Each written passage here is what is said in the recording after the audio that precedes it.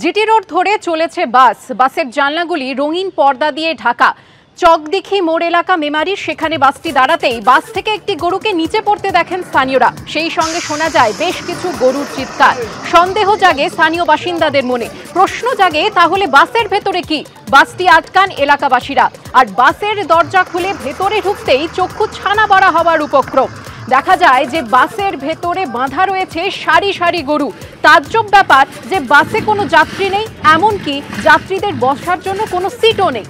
বাসের চালকের দাবি যে সব কাগজপত্র রয়েছে, বিহার থেকে পান্ডুয়া যাচ্ছে বাসটি। আর এই ঘটনায় পুলিশের কাছে কোনো অভিযোগ দায়ের হয়নি বলে জানা গেছে।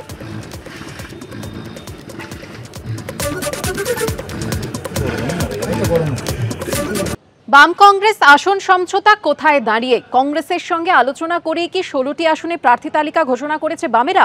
প্রশ্ন উঠছে। আর এই প্রেক্ষাপটেই সিপিএম এর রাজ্য সম্পাদক মোহাম্মদ সেলিম দাবি করেছেন কংগ্রেসের সঙ্গে তাদের আসন সমঝোতা চূড়ান্ত হওয়ার পথে। বৃহস্পতিবার বামেরা 16টি আসনের প্রার্থী তালিকা ঘোষণা করার পরই প্রশ্ন উঠতে শুরু করে, বাম কংগ্রেস আসন সমঝোতা তাহলে কোথায় দাঁড়িয়ে? কংগ্রেসের সঙ্গে কথা বলেই কি এই 16টি আসনের প্রার্থী তালিকা ঘোষণা করেছে বামেরা? বাকি আসনগুলির কটিতে বাম, কটিতে কংগ্রেস প্রার্থী দেবে, তা কি ঠিক হয়েছে? এই প্রেক্ষাপটে সিপিএম এর রাজ্য সম্পাদক মোহাম্মদ সেলিমের দাবি, কংগ্রেসের সঙ্গে তাদের আসন সমঝোতা প্রায় চূড়ান্ত হওয়ার পথে। তবে বামেদের অন্য শরিক দলগুলির সঙ্গে কংগ্রেস এবং আইএসএফ এর আসন সমঝোতা হবে কিনা তা নিয়ে এখনো প্রশ্ন রয়েছে। চালু আছে বলেই তো এক দফা করলাম, না তো এক দফা তো 42টা করতাম। এরপরে আমরা বামফ্রন্ট 13টা প্লাস 3 16টা আসন করেছি। এবার কংগ্রেস করবে বাকিটা, তারপরে আরও কিছু যেগুলো থাকবে সেগুলো বামফ্রন্ট আবার করবে কিছুটা। আসন সমঝোতা লিখিত পরিত চুক্তি করে তো কারোর সঙ্গে আসন সমঝোতা হয় না। যেখানে আমাদের লড়াই করার ক্ষমতা আছে আমরা লড়বো, যেখানে মনে করবো ওদের লড়াই করার ক্ষমতা আছে তাদেরকে বিবেচনা করবো। তাৎপর্যপূর্ণভাবে বামেদের প্রার্থী তালিকা ঘোষণার আগেই বৃহস্পতিবার 8টি আসনে লড়ার কথা ঘোষণা করে নওশাদ সিদ্দিকীর দল আইএসএফ। শুক্রবারও আইএসএফ এর তরফে ফের দাবি করা হয়েছে তারা 8টি আসনেই লড়তে চায়। সূত্রের খবর, পছন্দ মতো 2টো আসন পেলেই তারা সমঝোতার পথে হাঁটতে পারে। তবে ডায়মন্ড হারবার নিয়ে জট এখনও কাটেনি। নওশাদ সিদ্দিকী ডায়মন্ড হারবারে প্রার্থী হলে বাম ও কংগ্রেস তাকে সমর্থন জানাবে। তিনি পিছিয়ে গেলে সেখানে সিপিএম এর তরফে প্রার্থী হওয়ার সম্ভাবনা রয়েছে প্রাক্তন ছাত্রনেতা প্রতিকুর রহমানের।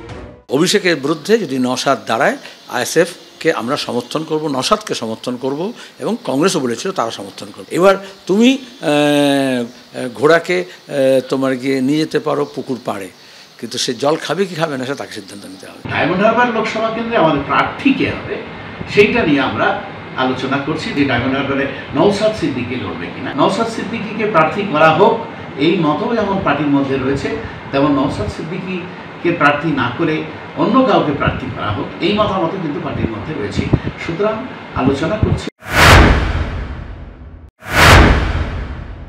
বলে হেলে ধরতে পার না কেউকে ধরবো।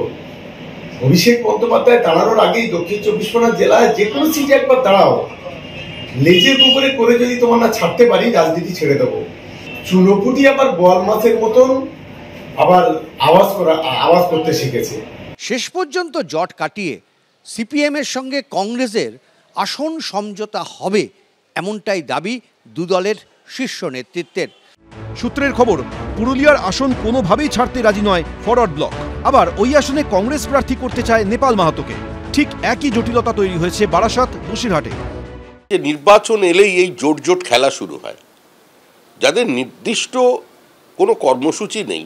সুতরাং এই মুহূর্তে দেশের মানুষ যেখানে স্থায়িত্ব চান, নির্ণায়ক সরকার চান, স্থিতিশীল অর্থনীতি চান, এবং একটা মুখ চান যার উপর নির্ভর করা যায়, বিশ্বাস করা যায়, ভরসা করা যায়, সেটা ছাড়া নির্বাচন লড়া যায় না। এটাই হওয়ার ছিল, এটাই হচ্ছে। আর মানুষ এদের নিয়ে এই মুহূর্তে পশ্চিমবঙ্গে খুব একটা বেশি আগ্রহী নয়। সিপিএম এর কি 42টা আসন লড়ার মতো দম নেই? তাহলে কমরেড মোহাম্মদ সেলিম, ঘুরে দাঁড়াচ্ছি আমরা, ইনসাফ যাত্রা, এসব কি গ্যাস বেলুন ছিল? কংগ্রেসের সঙ্গে নাকি তারা আসন সমঝোতা করছে, কারণ বিজেপিকে সাহায্য করতে হবে, তৃণমূলের ক্ষতি করতে হবে। সিপিএম এর তো 42 যদি লড়ে 42 জনের জামানত বাজেয়াপ্ত হবে। সিপিএম, কংগ্রেস, আইএসএফ, ওটা কোনো জোটই নয়, তার আবার ভবিষ্যৎ, ভূতেরও ভবিষ্যৎ আছে, সিপিএম এর ভবিষ্যৎ নেই। সূত্রের খবর, কলকাতা দক্ষিণ আসনে সিপিএম প্রার্থী দিলেও উত্তর কলকাতা আসনে লড়াই করতে পারে কংগ্রেস। আবার মুর্শিদাবাদ জেলার একটি আসন থেকে সিপিএমের এক শীর্ষ নেতা লড়তে পারেন। উজ্জ্বল মুখোপাধ্যায়, শিবাশিস মৌলিক, আশাবুল হোসেন, এবিপি আনন্দ।